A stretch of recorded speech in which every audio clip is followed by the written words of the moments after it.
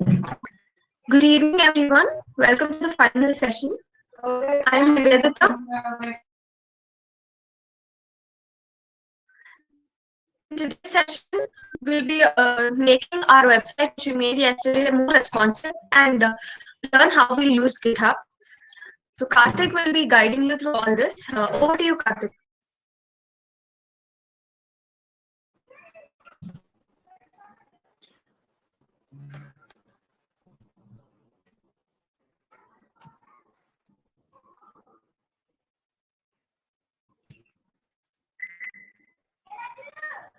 Yeah, guys, can anyone confirm if my screen is visible? It's visible. Yeah.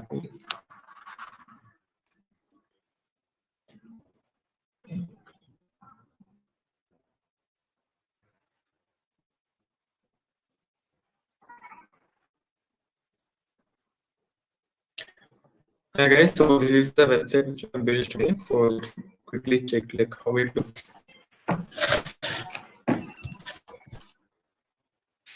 Okay, so this is the website which I built. So now coming to the responsive part, we're trying to, if someone is trying to look at this website in their mobile phone, then how does it look?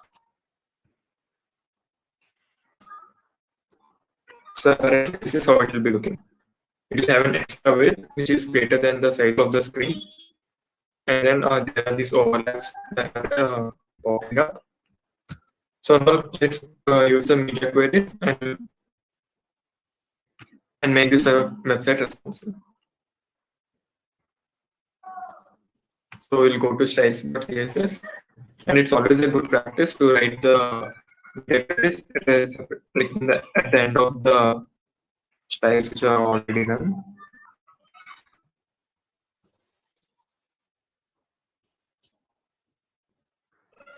In these media queries, I'm writing for a standard screen size of 768 megapixels.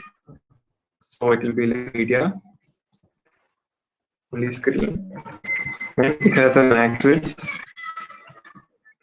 of 768 pixels. So what does this thing mean? Media only screen and max width of 760 pixels. So this only screen refers to the part of the code wherein the device which you are using, right? Its screen size, the width of the screen is less than or equal to 168 pixels. Only in that case, we'll be having the conditions which we'll be writing in this particular block. Those will be applicable in that case. So, yeah. So here we have this top section, right? First, we'll be targeting this top section. And what we'll be doing is we'll be changing the width. Like initially, see what's the width here. Yeah, we have it as 1278 pixels. So what we'll be doing is we'll be changing it into 100%. That means it occupies the entire width of the screen. So now let's quickly look at this. So see, at this point, what's happening is that our screen width is less than or equal to 768 pixels, and see only the top section is clean now. But the entire body of the program is gibberish. So similarly, let's tag the other sections. Let's tag the middle and give it a width of 100%.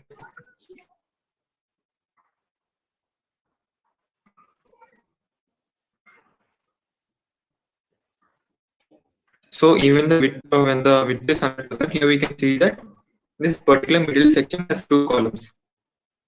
Let's look at it this way. This is column 1, which contains the image, and the column 2, which contains the text. Okay.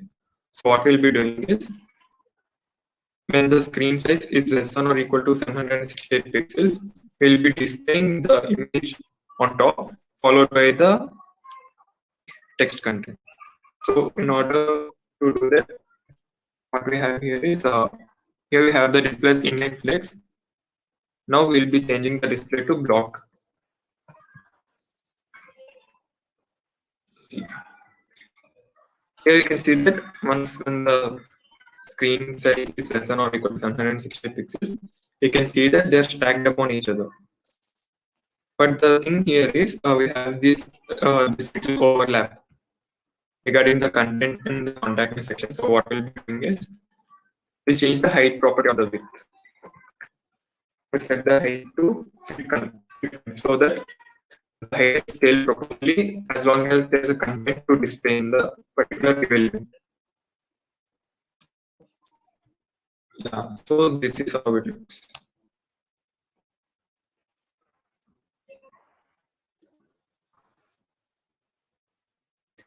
And now it's a good practice that we always follow the text line, which will be mostly in the center.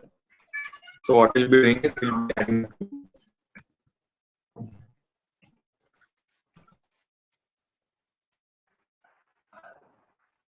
the entire text gets aligned in the center way.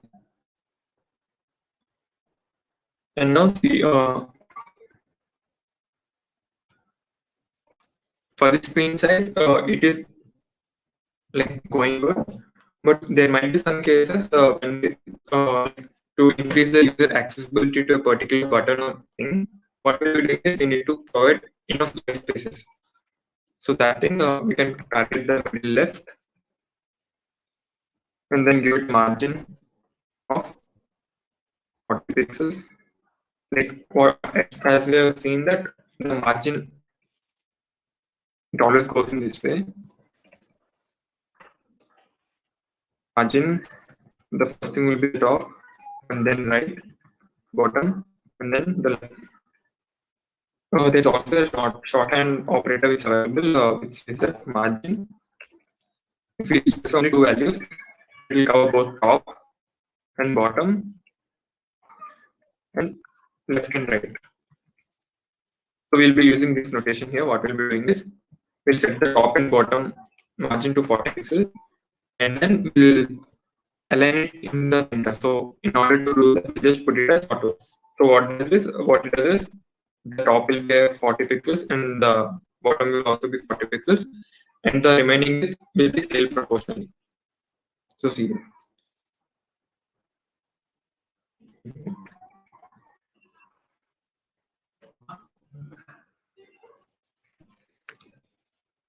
Yeah.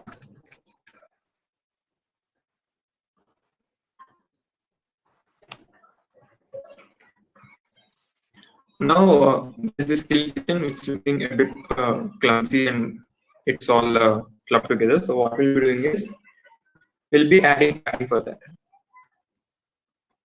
See, we'll be targeting the middle right.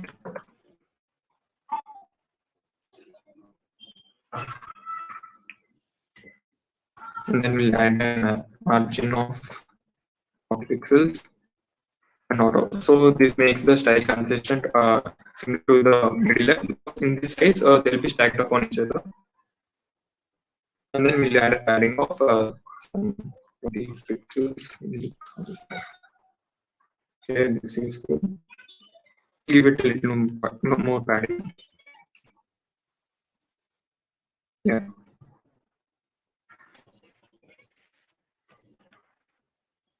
And then we'll check if we can do anything with the image. It has a border radius of 50%, height of 200. I guess this looks good, so we'll not be dealing with that anymore.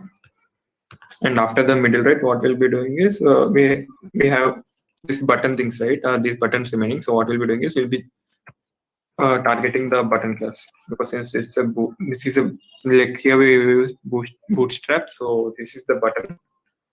Using this thing, we'll be getting the styling for button from the bootstrap CDN which we have linked, and the button primary, this specifies the type of the button which we're targeting it. So button primary is basically the blue button. In danger, warning, success, and all, they'll be giving the respective colors. So here, what we'll be doing is we'll be displaying the margin of. We'll be having a margin of 10 pixels, and it will be in the middle. And similarly, by buttons by default, they're of inline style. Inline means that they don't occupy the entire width of the web page. Like if the size is less than the width of the web page, they'll be scaled automatically.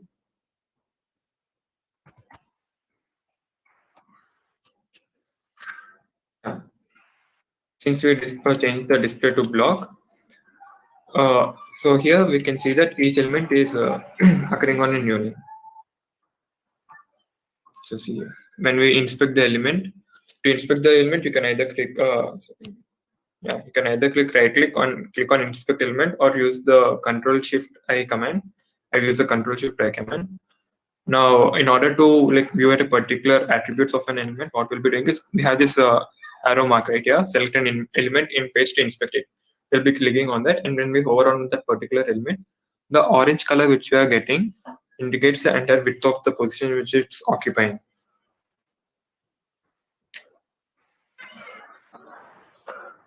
Yeah.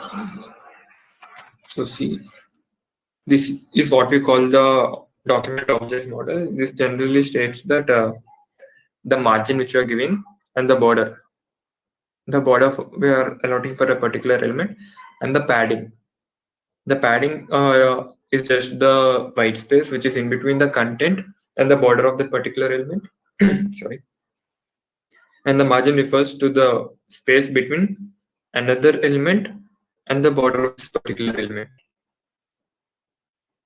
Yeah, now let's check what's exactly this block element.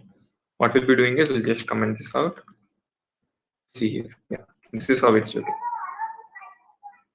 Like previously, we've seen an entire orange ratio of orange colored element along the horizontal line, but here we don't have that because now the display is inline. So until the entire width gets completely occupied by elements, they'll be scaled upon each other. So now let's quickly change it to block.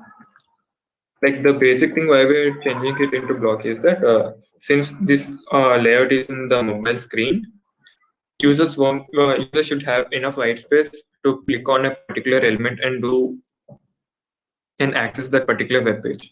Like if it's all clumsy and stacked upon sideways, they'll not be having that good user experience when they're using this. And then okay, the next section we're remaining with is the contact section. So what we'll be doing is we'll just create a contact.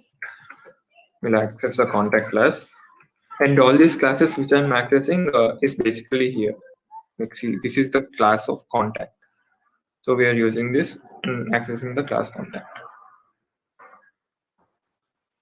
So, yeah.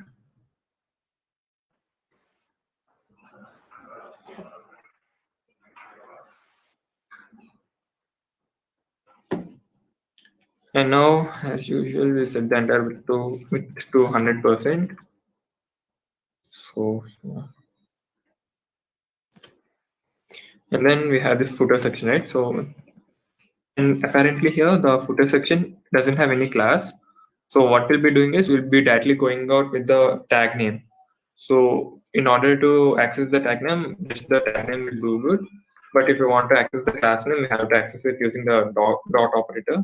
We can access the contact using the dot, since this is a class, and in case if this is an ID or something, we can access it using the hash.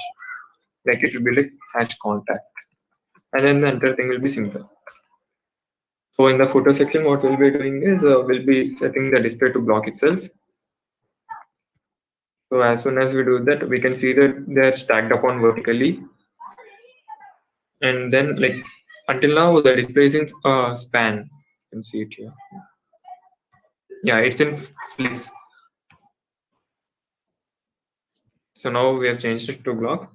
And then since they're aligned to the left of the screen, what we'll be doing is we'll be aligning them to the center. So yeah. And in the mobile screen, we have these two icons, right? If you have any external web pages to access, you can directly create an anchor tag around this thing. Then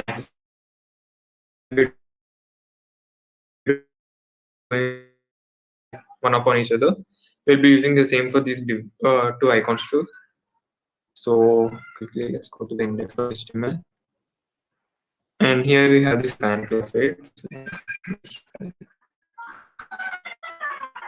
And now to the span class, we'll be adding a particular class name. We call it as icons. and we'll add the same thing to this plan too.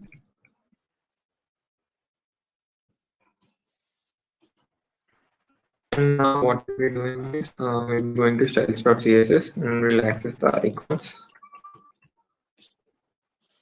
And then we'll be setting the display to block.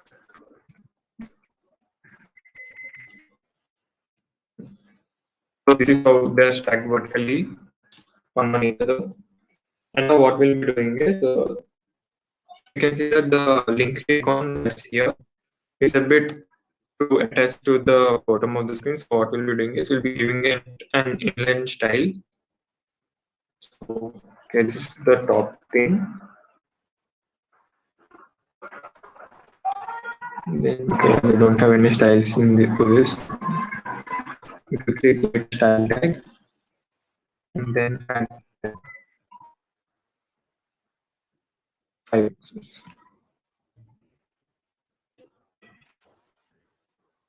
And then we'll be giving it a margin bottom so that we're having a little gap. Margin bottom will be equivalent to 20 pixels. So here you can see that the LinkedIn is clearly accessible now.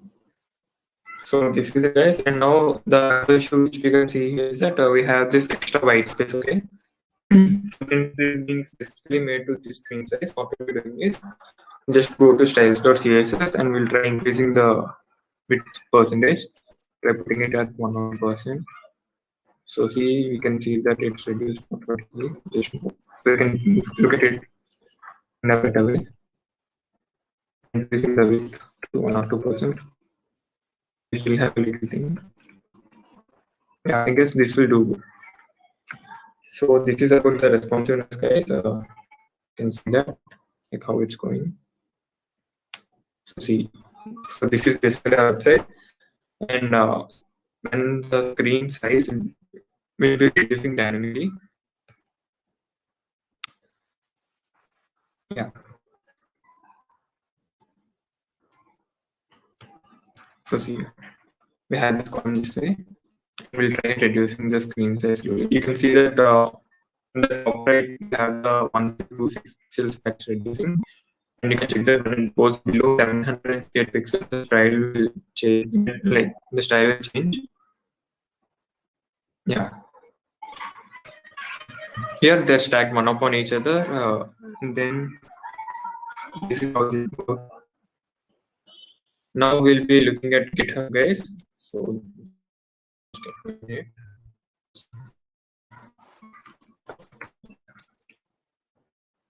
yeah, so basically GitHub is used to store your code in a cloud database, and also you can collaborate on a particular project on remote areas. And basically every project in GitHub will be considered as a repository, which we'll be calling it as. So you can, I'll just show my repositories. Yeah, this is dashboard, which shows the overview, and here you can see, look at all the projects which you want to showcase. And then if you're into open source contributions, then you can have these things where we can see what's your activity, like how many things you have contributed to and stuff. And this is basically the dashboard, guys. And when we click on repositories, here we can look at all the repositories which you are having. And these are basically the projects which you have contributed to. And now, in order to, we can also use the GitHub to host static pages. That means pages which don't have any backend or any processing information to do, or any pages that are database. So in order to create a repository, what we'll be doing is here we have this new icon, right? And another thing, guys, you can also, you guys might be having this normal mode. So that's another thing. Yeah, I'll be using the dark mode here. So we'll be clicking new repository, and we have it as PC page. And then if you want to contribute or look at the source code, you can have it in public. Like what like basically the open source events which are happening, right? They'll be having their repository to public. That means that everyone can access to it. Everyone can access it. And private means if you are into any closed organization, any software company, and you don't want to have their source code out on the open source, so in that case, we'll have this private thing, and the admin who is creating the project or the repository will be giving administrative privileges so that others can access the code. And that this add a readme file, this file is a must for every repository. Like it's not mandatory, but it's a good practice where particular repository will be having this readme file. So what this basically does is that it will have the entire documentation using which you can access or use a particular web page. And then the particular file, like if you're more into development, what we'll be having is we'll be having so many dependencies and node modules if you use backend as node. In that case, this git ignore files will ignore all the files which can be downloaded or available, which are available on the internet. So they can directly be installed while using the program. And then choose a license if you want your project to be licensed, like a few licenses which you have are MIT license. So you can use them. I'll quickly add a README file and create a. Yeah, this is the basic README file, guys. So you can just add changes to this. And then saving changes in GitHub, you will be you can call it as committing changes. So basically, when we commit changes, it will be created as another version of the present project which we're running. So in case in any future versions, when you're adding any extra features, in that case, there might be a case when there may like external bugs will be popping up. So in that case, in order to use the effect of the bug, what we'll be doing is we'll be rollbacking to a particular version which is safe for development. And now, since we're on the demo repository, what we can do is you can either clone this directly into our computer using the command line interface, and then just push and commit the changes, or else you can directly add the files. So since this is beginner session, what we'll be doing is we'll be uploading the files. We click on upload files. And then you can drag the files and add them here or choose your files. What I'll be doing is we'll be directly dragging and dropping them.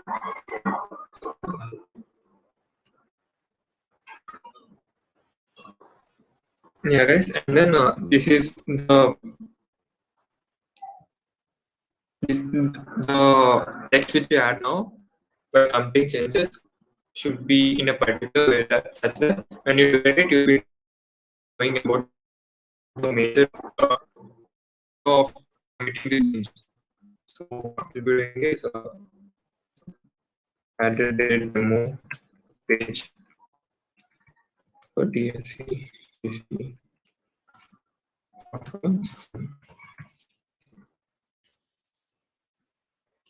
And then if you have any external or a detailed description, what will happen on the message, right?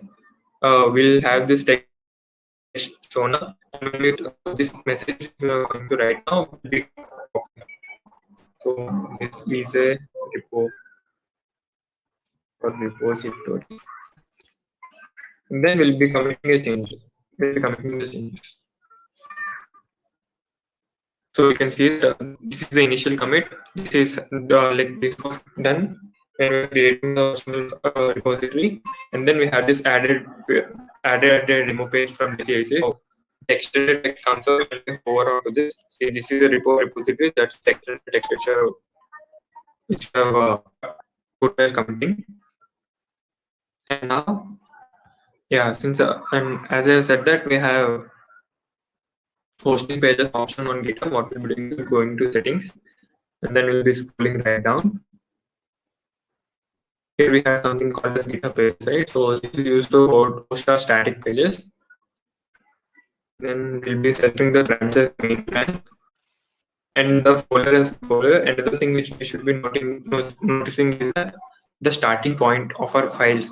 Like if it's a static web page, it should be as index.html.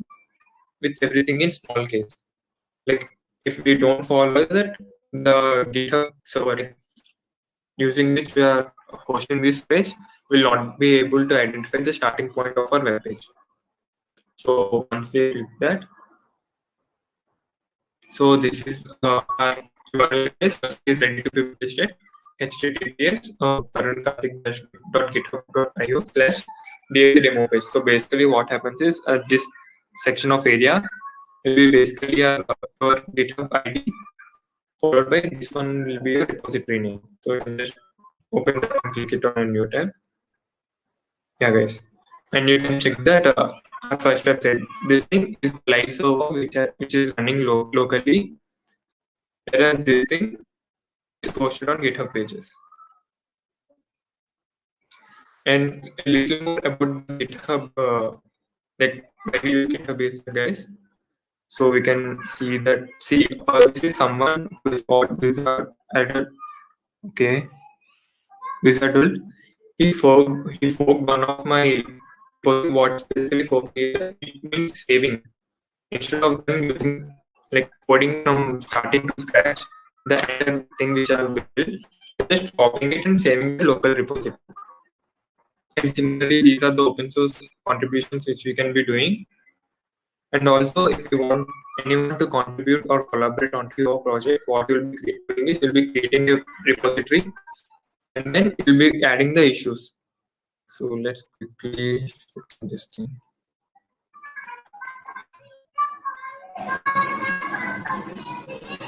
Yeah. So this is one of the open source thing which are committed to. So here we can see that there are few issues. Like this is to add a privacy page. This is to add a README file that needs improvement. This is to add a loading pop-up using Bootstrap mode. So what we'll be doing is we'll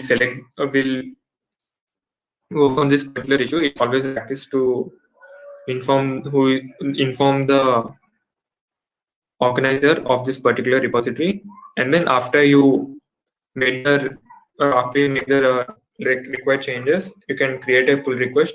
It's also called as PR, and this thing will indicate the open request. You can see it.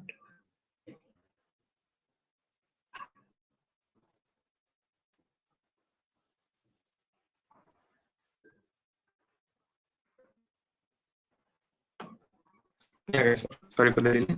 So this is an open pull request. Once the organizer who is comfortable, who really likes your code and finds that there's no issue with your code, what we can do is he'll be merging this into your code, into his code. So basically, you're contributing to that code. So I'll just show you. This is the repository in which I made I've committed to. So see, this is the commit which I made on 20th of Jan. It says that I've added sharing to data. So let's open this. And basically, these are the changes, okay, compared to the existing file, new file.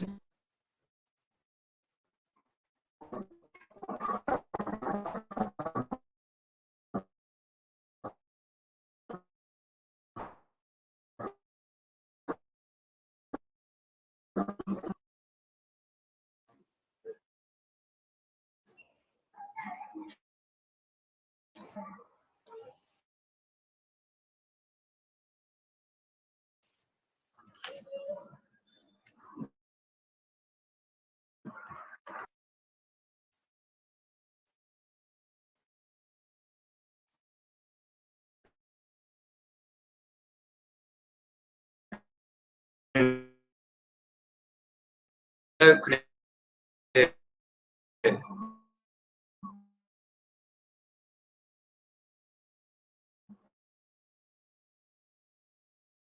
pull request,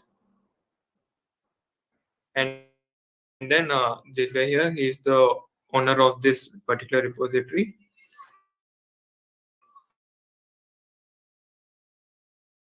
And then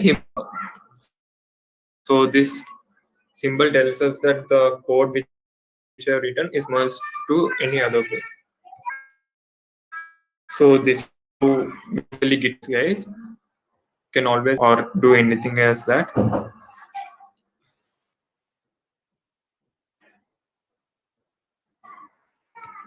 And the number of files which you can host for free on GitHub is they don't have any specific. They don't.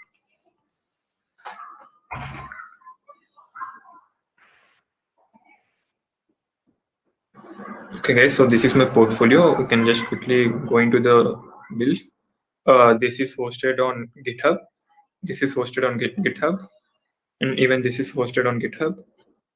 Even this and this are hosted on GitHub. Even these two. So basically, the thing is that if they don't have any particular kind of backend, or like if they don't need any use of server, guys, so we can directly just host them on GitHub instead of giving any particular connection to database in that cases. Yeah, guys. So sorry. Yeah,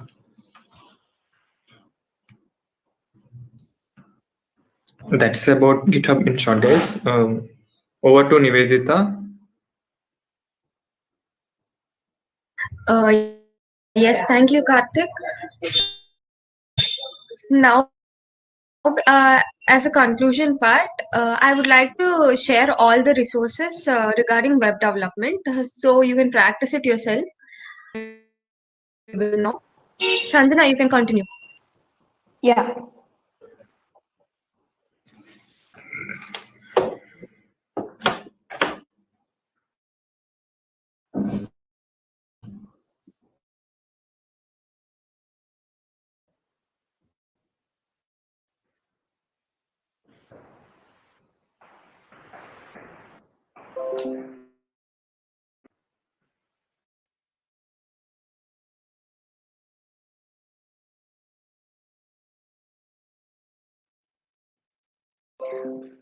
Okay. Hi guys. Can you hear me?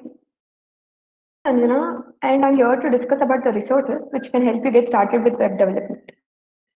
Today, we are going to provide you with the resources for HTML, CSS, JavaScript, Node.js, Django, and version control. Web programming is also known, which is also known as web development, is a creation of dynamic web applications.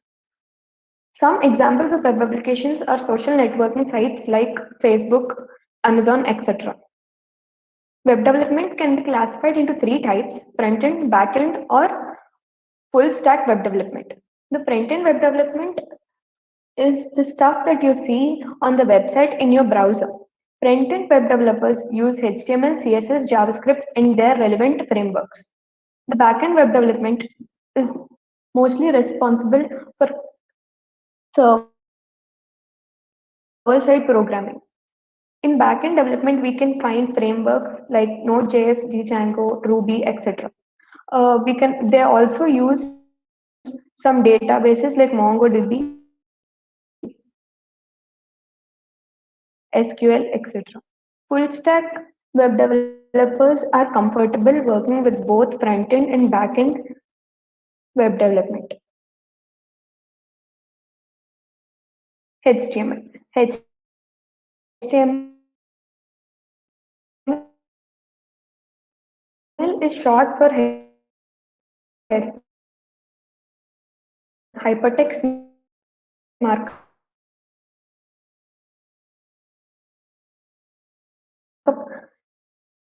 language, which is special code for marking text to turn it into web page. Every web page on the net is written in HTML. The videos from 1 to 12 consists of HTML, how we install VS Code, the basic structure of a website, basic tags used in HTML, like title tag, script tag, etc., along with few other important tags.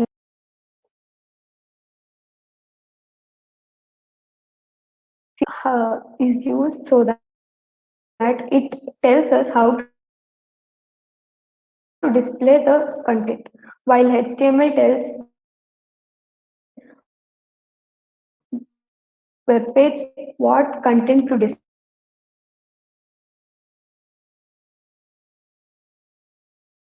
display. It is a styling language.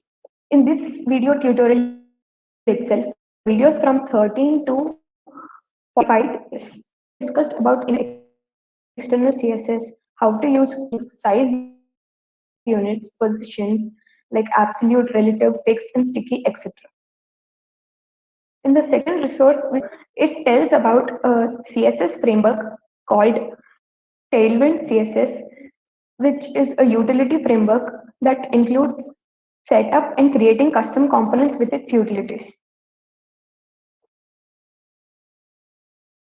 The third important front-end language is JavaScript. JavaScript is a scripting language that's widely used to add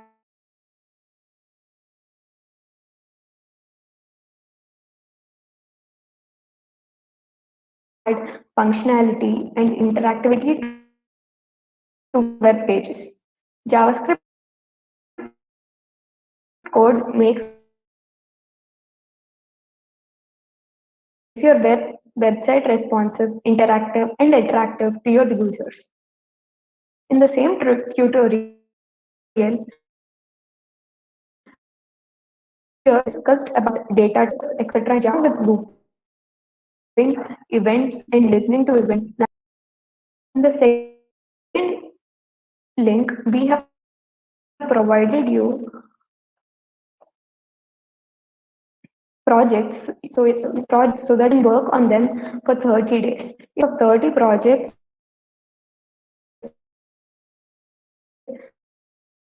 to each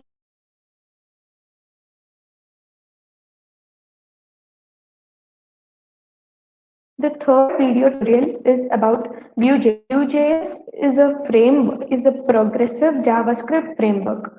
It helps you to add activities out in web.js. It is an open source framework that runs on JavaScript code outside a web browser. Popular web apps like PayPal, LinkedIn, Walmart, among others, are created with Node.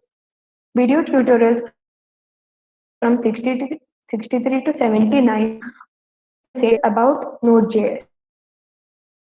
In the video, you can find important like modules, blocking, unblocking execution, NPM, etc.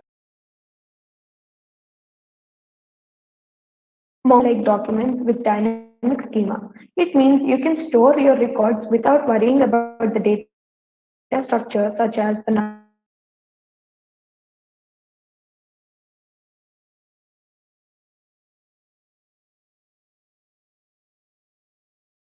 number of fields or types to values. MongoDB documents are similar to JSON objects. In the same video tutorial, you can find MongoDB from the video, update data, etc., along with Mongoose in Node.js.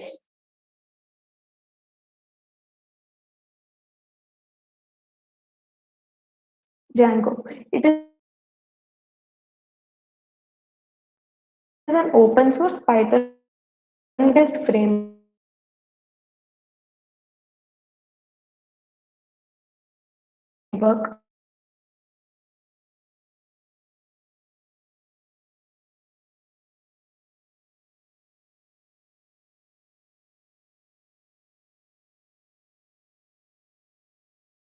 for expert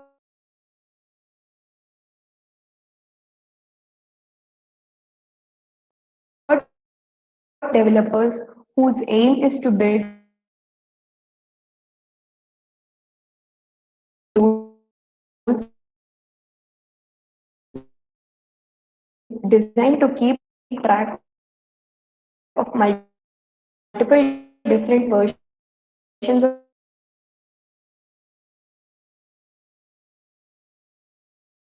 of software,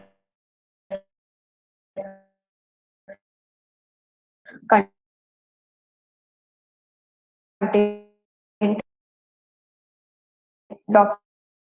documents, website, manage Git repositories. If you have an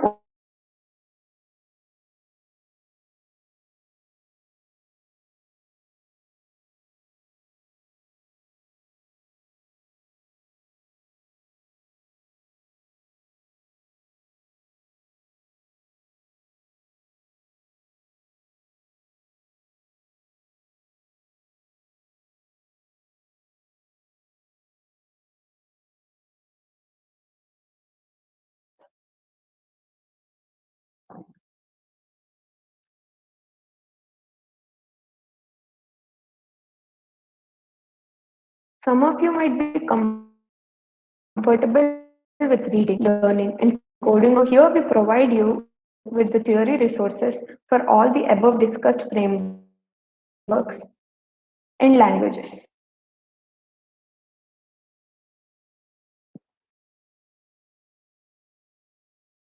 You can also find more data, more information in our. Thank you. Thank you, Sanjana. So everyone, the chat section will be till 7 o'clock. If you have any doubts, you can post them there.